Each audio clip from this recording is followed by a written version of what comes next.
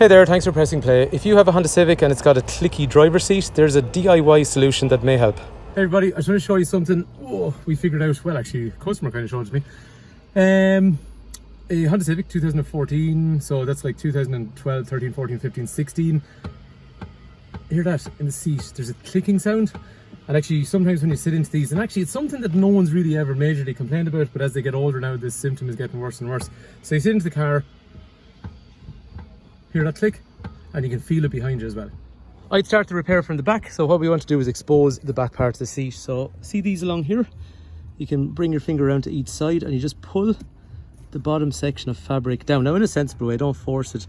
You might be able to feel in here a small bit of plastic and you can pull it down, which was this piece of plastic here. And basically that wraps kind of, it sits back up. So if you can see here, that would have sat up in there. So it goes and clips back up inwards.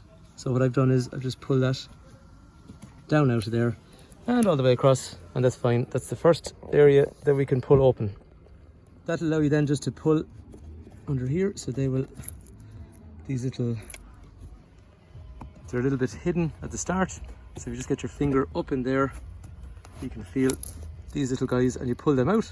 And then you unzip. And similar on this side, you unzip.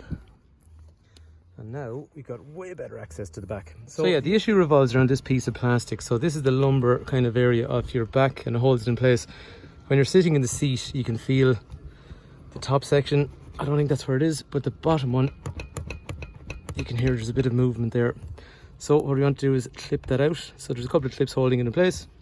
To take that out then, the first section I want to release is up in here.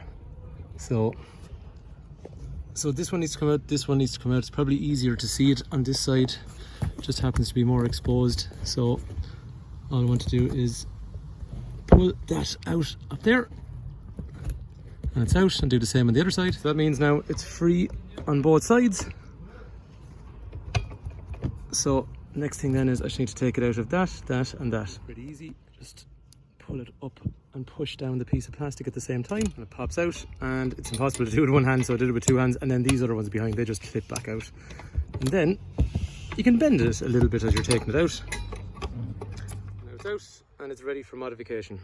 The modification is literally wrapping it. So there's 5 areas that we want to wrap it with very basic black insulation tape. So we'll wrap the edges and we'll wrap those center sections where the plastic meets the bar.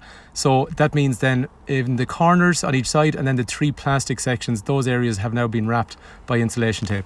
Once you have that done, then you're going to just push these back in. Now I drafted in some help here because it was just too hard with one hand and a camera, but you're literally just putting it back in place, doing the opposite of what we talked about when we were taking it out. And it's not difficult to put back in. Everything seems to go back into place nicely, and then once it's nice and secure after that, there's these 2 bits of material that click back onto the steel sections. I just actually pulled them down. I forgot to show you.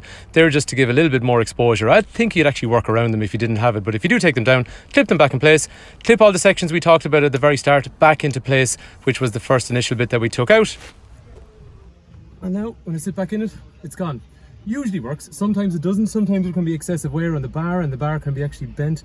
And sometimes you actually have to kind of bend the bar back in a little bit. So when you're putting the bar back in, it's no hard to put a good bit of pressure forward on it, and you might even bend the bar forward a small little bit. That's the big long bar that we put the tape on. But I'm back in this one now and it's gone out of it. Over time, probably could come back into it and there will be a bit of movement on it, but it's definitely improved it. So hopefully the video is useful for someone. Thanks for watching.